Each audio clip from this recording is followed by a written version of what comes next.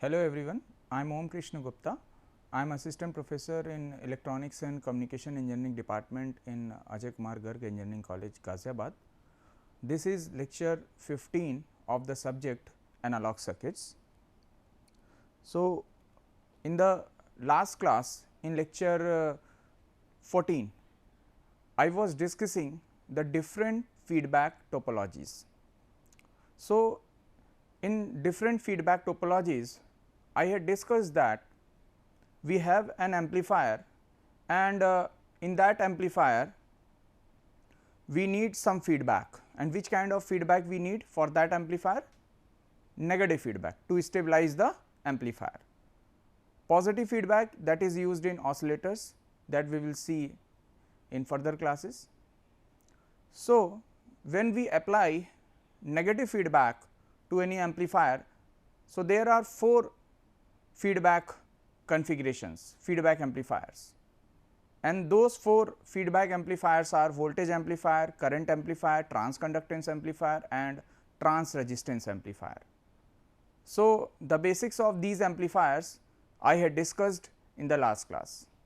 So, in this class I am going to discuss series shunt feedback amplifier, series feedback amplifier, shunt feedback amplifier and shunt series feedback amplifier. This series shunt feedback amplifier, it is also called voltage amplifier. In voltage amplifier, the input is voltage and the output is voltage, and what we do?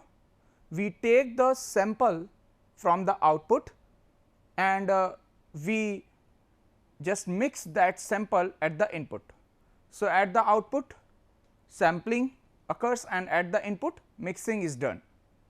That is why this series shunt feedback amplifier, that is also called voltage mixing, voltage sampling, another name is voltage amplifier. Similarly, series feedback amplifier, this series feedback amplifier, it is called transconductance amplifier, in which the input is voltage and the output is current. Another one is shunt feedback amplifier. This shunt feedback amplifier, it is also called trans resistance amplifier or trans impedance amplifier. And the last one is shunt series feedback amplifier. Shunt series, that is called current amplifier. So, I had discussed the different properties of negative feedback. Then we had seen that this negative feedback helps us to increase the bandwidth of the amplifier, to reduce the noise of the amplifier, to control the input and output resistance of the amplifier, right. So, there are different properties that I had discussed earlier, and these advantages of negative feedback we get at the cost of reduced gain. That is only the issue with negative feedback, it reduces the gain. So, in this class we are going to calculate the value of the input resistance and output resistance of these feedback amplifiers, R in and R out. Fine. So, once you understand for 1 or 2 cases, you can derive it for other cases also. So, starting with series shunt feedback amplifier. So, in series shunt feedback amplifier, as we know that it is also called voltage amplifier, right.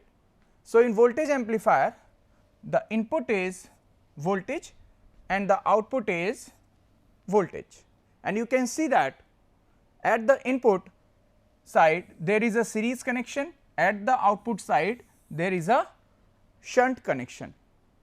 So, what is happening here? We are taking the sample of the output and the output is your voltage, and this sample it goes to the input of the feedback network. This beta circuit is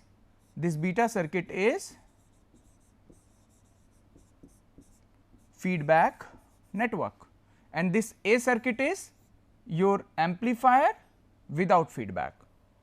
So, we are adding this feedback circuit with this amplifier to exhibit the negative feedback, to get the negative feedback property, right. Now, see this feedback network, that is the beta circuit, this beta is called feedback ratio or feedback factor. Output, it goes at the input of the feedback network, and the output is again the output of this feedback circuit is again the voltage, right. And this feedback voltage, that is called Vf here, this Vf is mixed up with input voltage Vi. Actually this input voltage Vi is across this input resistance Ri, and this Vs is the input signal source, right. So, the point is that the input and output of this feedback network, the input and output of this feedback network is voltage, right. And this A is gain of the amplifier without feedback, gain of the amplifier without feedback, and AF is gain with feedback, F for feedback, gain with feedback, or we can say it is a closed loop gain, right. So, if we calculate the loop gain of this series shunt feedback amplifier, then the loop gain will be A beta, and obviously this A beta is a dimensionless quantity, it is not having any unit. You can see that A is the gain, beta is also the gain, and in this case the output of the beta circuit is voltage and input is also the voltage. This is the ideal structure, right. And for ideal structure in the feedback network, it is basically ideal voltage control voltage source, but for practical series shunt feedback amplifier circuits, the feedback circuit will not be ideal voltage control voltage source, that is the difference. Now, this second diagram in the right hand side, this is the equivalent circuit of this series shunt feedback amplifier. We can see that now in the equivalent circuit, now the input resistance, we have denoted this input resistance with RIF, right. Now, see what is the difference between Ri and RIF. You can see this Ri is the input resistance without feedback and RIF is input resistance with feedback, right. So, when we have not added any feedback network, then the input resistance is Ri, but when we are adding this feedback network, then the input resistance is RIF. Similarly, R0 is output resistance without feedback and ROF is output resistance with feedback, right. So, what we have to calculate? We have to calculate the value of the input resistance with feedback and output resistance with feedback, because we are interested in that, because before adding the feedback circuit, we knew the input and output resistance that we had calculated in unit 1 in common source amplifier, common emitter amplifier, we had calculated there the input resistance and output resistance, but we had not used any feedback circuit. But now we are interested that when we are adding this feedback circuit, then what will be the input and output resistance, how this feedback circuit is modifying the input resistance and the output resistance. And as it is written that AF is your open circuit voltage gain of the feedback amplifier, that means gain with feedback. RIF is input and output resistance, obviously RIF and ROF is the input and output resistance with feedback. Now, we are going to do the calculation part of RIF and ROF for this series shunt feedback amplifier. Now, starting with the gain with feedback AF, then gain with feedback it will be V naught upon Vs. V naught is the output voltage, Vs is the input voltage that we have applied, right. And we know that with feedback the gain is A upon 1 plus A beta. So, this equation we had derived in last two classes, you can refer those classes, right, A upon 1 plus A beta. There I had discussed that from where it is coming from, right. See, when we have not applied any feedback, then the gain of the amplifier is A. When we have applied the negative feedback, then your gain is reduced by the factor 1 plus A beta. So, gain with feedback is A upon 1 plus A beta. And what is this 1 plus A beta? 1 plus A beta, it is amount of negative feedback. It is amount of negative feedback. What is this A beta? A beta is loop gain, right. Now, further we can calculate the relation between Vi and Vs from that block diagram of negative feedback system. In that diagram you had seen that this is your open loop amplifier A, when we are adding the feedback network, and this is your mixer, this is your signal, let us say it is a Vs, and the signal coming from the feedback network is Vf. So, it is a negative feedback, and the input of this open loop amplifier is Vi, and the output of this open loop amplifier is V naught, and this V naught goes to the feedback, right. So, from this block diagram we can calculate the relation between Vi and Vs. So, this block diagram I had discussed in last two classes. So, you can refer that. So, this Vi is equal to Vs upon 1 plus A beta. Now, see, we need to calculate the value of the input resistance with feedback. So, the input resistance is basically the input voltage upon input current, and what is this input current? II is input voltage Vi upon Ri. Ri is the input resistance without feedback. Now, see, you can put the value of Vi in the equation of II, you can put the value of Vi in the equation of II, right. Then we will get this II, and just after getting this II, just put this II in the equation of Rif, right. And after rearranging the terms, what we are getting? We are getting the input resistance with feedback, that is equal to 1 plus A beta into Ri. What does it mean? It means that in series shunt feedback amplifier, when we are adding the feedback network, then the input resistance, it is increased by the factor 1 plus A beta. The input resistance is increased by the factor of 1 plus A beta, because Ri is the input resistance without feedback, Rif is the input resistance with feedback, right. And one more thing, in this calculation it is not depending upon the sampling, it is not depending upon the output, right, because at the output we are taking the sample of the voltage, and in this calculation you can see that it is not depending upon the output, whether at the output there is a voltage or current, right. Next is the output resistance of this series shunt feedback amplifier.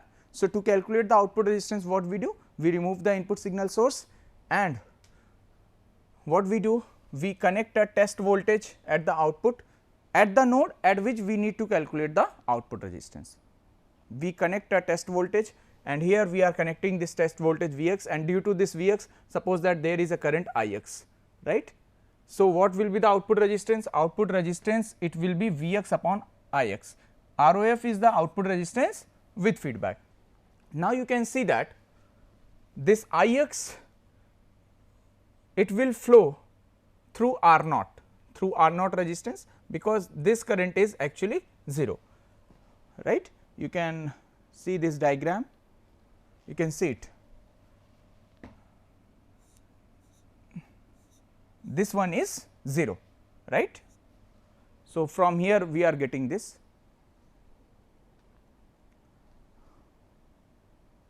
So, here what will be the value of Ix? Ix will be the voltage difference upon resistance. So, at one node the voltage is AVI and another node the voltage is Vx. So, Ix is Vx minus AVI upon R naught. So, actually this Ix is flowing through R naught. So, the current through R naught will be the voltage difference across R naught upon R naught, and Vi is equal to minus Vf, you can see that at the input side. Now, see, Vf is your beta V naught, Vf is your beta V naught, right. So, what is this? You can see the output voltage is going to at the input of the beta circuit, and the output of the beta circuit is Vf, right. So, what will be beta here? Beta will be feedback ratio, that is the output of the beta Vf upon input, that is coming from the output. So, your Vf will be beta V naught, right, and V naught is Vx here, because we have connected a test voltage Vx just to calculate the output resistance, fine. Now, what will be Vi? Since we know the value of Vf, that is beta Vx, so Vi will be minus beta Vx. So, Vi is equal to minus beta Vx, just put this Vi into the equation of Ix and just rearrange the terms and find out the value of Vx upon Ix. After rearranging the terms, we will get R naught upon 1 plus A beta. Now, you can see that when we are adding the feedback circuit, then the output resistance is reduced by the factor 1 plus A beta. It is reduced by the factor 1 plus A beta. R naught is the output resistance without feedback. So, in series shunt feedback amplifier, the output resistance is reduced by the factor 1 plus A beta. This is the derivation part of the output resistance. Now, the next feedback amplifier is series feedback amplifier.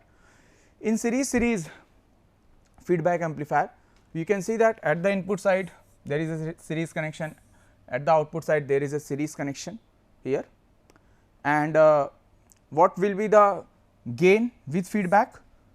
It will be output current upon input voltage, because this series feedback amplifier, it is basically transconductance amplifier. In transconductance, the output is current, input is voltage. So, the gain, it will be written as output current upon input voltage, I naught upon Vs, right. And of course, for negative feedback we have already calculated it, AF is equal to A upon 1 plus A beta. This is your equivalent circuit, the right hand side circuit is the equivalent circuit. You can see that there is RIF, RIF is the input resistance with feedback. Now, see, this is the dependent source. Now, this dependent source is voltage controlled current source, because the input is voltage, output is current. Now, the input voltage is controlling the output current. In the series shunt feedback amplifier, what we had written? Voltage controlled voltage source, but here we are using the dependent source, that is voltage controlled current source, and of course, there is a current source. So, this resistance is in parallel, that is ROF, that is the output resistance with feedback, fine. Now, see,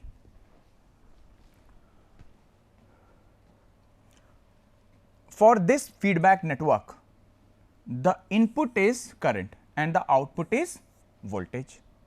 Now, see, compare the series shunt and series feedback amplifier, then you will see that at the input there is a mixing, and this mixing is for voltage mixing. It is a kind of voltage mixing in series feedback amplifier, and in series shunt feedback amplifier also at the input there is a mixing and it is a voltage mixing. So, that is the similarity.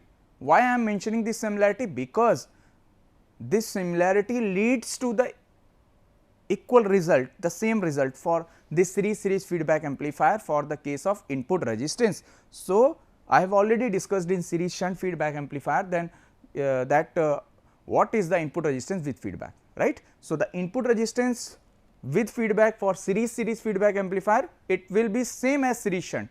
The reason is, in both the cases the input, at the input voltage is mixed up, fine. So, your RIF, it is equal to RI 1 plus A beta, it is also for series feedback amplifier. Now, what about series feedback amplifier for the case of output resistance with feedback? Now again the same process, we remove the input source, and to calculate the output resistance with feedback we connect a test voltage here, right. Now see, in this case you can see that here we have connected the test current I x, right, because at the output there is a current, and due to this I x there is a voltage developed, that is V x, right. Right. In voltage amplifier, since at the output there is a voltage, so we had connected a test voltage here, right, there in series shunt feedback amplifier. But in series feedback amplifier there is a test current I x, due to this test current I x there is a voltage V x. So, what will be the output resistance? It will be V x upon I x. Now see, again from this circuit you can see that V I is equal to minus V f. Now this V f will be beta I naught. Now there is a I naught. In series shunt feedback amplifier there is a beta V naught, because at the output there is a voltage, that is V naught, but here there is a current, that is I naught, and this I naught is basically I x. And what is V x here? You can see that this V x will be across R naught also, because R naught is in parallel, right. So, what will be the current flowing through this R naught? You can see that the current flowing through it is, see, this is your I x. So, current flowing through R naught will be I x minus A V I. So, the voltage V x will be I x minus A V I, that is the current flowing through R naught into R naught, and we know the value of V I, just put the value of V I here, we will get the value of V x. Just put the value of V x in the equation V x upon I x. After rearranging the terms, we will get R O F is equal to 1 plus A beta into R naught. It means that in series feedback amplifier, the output resistance is increased by the factor 1 plus A beta. Similarly, we can do the calculation for shunt feedback amplifier. For shunt feedback amplifier, the input resistance with feedback, it is equal to R I upon 1 plus A beta, and the output resistance with feedback is equal to R naught upon 1 plus A beta, right. This shunt feedback amplifier, that is also called trans resistance amplifier or trans impedance amplifier. It means that for trans impedance amplifier, what is desirable? It is desirable that the input resistance should be low and the output resistance should be low. Next is shunt series feedback amplifier. For shunt series feedback amplifier, the input resistance with feedback, that is equal to R I upon 1 plus A beta, and R O F is equal to R naught into 1 plus A beta. So, in shunt series feedback amplifier, that is also called current amplifier, the input resistance is reduced by the factor 1 plus A beta and output resistance is increased by the factor 1 plus A beta. It means that for shunt series feedback amplifier, for current amplifier, what is desirable? The desirable is the input resistance should be low and the output resistance should be high. For ideal case, for current amplifier, the input resistance should be 0 and output resistance should be infinite, right. So, for shunt and shunt series feedback amplifier, we can do the calculation similarly to series shunt and series feedback amplifier. So, the summary is, for series shunt feedback amplifier, at the input there is a series, at the output there is a shunt connection. So, your RIF is RI 1 plus A beta, your input resistance is increasing, and your output resistance, it is reduced by the factor 1 plus A beta. For series feedback amplifier, the input resistance is increased by the factor 1 plus A beta and the output resistance is, it is also increased by the factor 1 plus A beta. Now, for shunt feedback amplifier, the input resistance, it is reduced by the factor 1 plus A beta, and the output resistance, it is also reduced by the factor 1 plus A beta. For shunt series feedback amplifier, the input resistance, it is reduced by the factor 1 plus A beta and the output resistance, it is increased by the factor 1 plus A beta. Now, see, you can see that whenever there is a shunt connection, the resistance, it is reducing, and when there is a series connection, the resistance is increasing. So, just for just to remember these things, although this is not the right concept, but just to remember this thing, you can see that If there is a series connection, then your resistance is increasing by the factor 1 plus A beta. If there is a shunt, then resistance is decreasing by the factor 1 plus A beta. For example, in series shunt feedback amplifier, that is also called voltage amplifier, the input resistance is increasing by the factor 1 plus A beta and the output resistance is reducing by the factor 1 plus A beta. In series, since series at the input and at the output both are series, so the input and output resistance both are increasing by the factor 1 plus A beta. Next one is shunt feedback amplifier, that is trans impedance amplifier, input and output resistance both are reducing by the 1 plus A beta factor. In shunt series, that is your current amplifier, the input resistance is reducing by the factor 1 plus A beta and the output resistance is increasing by the factor 1 plus A beta. But why it is happening so? This thing I had discussed in the last class. There I had discussed that why this shunt series is also called current amplifier, why series shunt is also called voltage amplifier. There I had discussed that. You can see that lecture. In that case, like in voltage amplifier, the input is voltage, output is voltage, then we have to take that sample from the output, we have to mix that sample at the input. From there we understood that from where this term is coming from, shunt and series. Whether it will be shunt or series at the input or output, it totally depends that whether it is voltage or current at the input or output. Fine.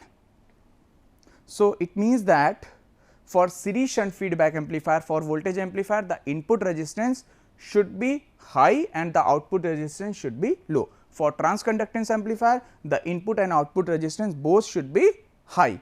In ideal case, it should be infinite. For trans impedance amplifier, that is shunt feedback amplifier, the input and output resistance should be low, that is desirable. And for current amplifier, that is shunt series feedback amplifier, the input resistance should be low and the output resistance should be high. So, in this class I have discussed the input and output resistance of different feedback amplifiers. This is the reference.